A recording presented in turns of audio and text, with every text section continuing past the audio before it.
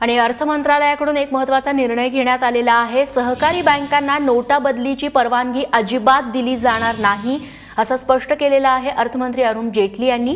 प्रशांत कदम आमचा दिल्लीचा प्रतिनिधी आपल्याला अधिक माहिती देईल। प्रशांत, जेटली नेमकं काय म्हणाले?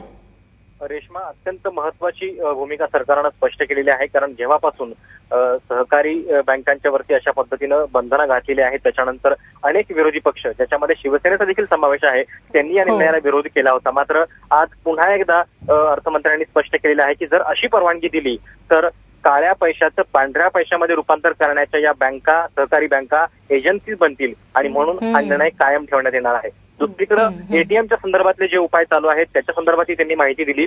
आज संध्याकाळपर्यंत 22,000 एटीएम मध्ये 500 आणि 2,000च्या नोटा उपलब्ध होतील असं त्यांनी सांगितलेलं आहे। देशामध्ये जवळपास 2 लाख एटीएम्स आहेत आणि हे एटीएम सगळे पूर्णपणे सुरळीत होण्यासाठी अजून एक किमान आठवडा लागेल असं देखील त्यांनी म्हटलेलं आहे। शिवाय एटीएम मध्ये जे नवीन सॉफ्टवेअर सध्या कॅलिब्रेट केलं जात आहे तर त्याच्यासाठी आता जो वेळ लागतोय तो देखील कमी केलेला आहे।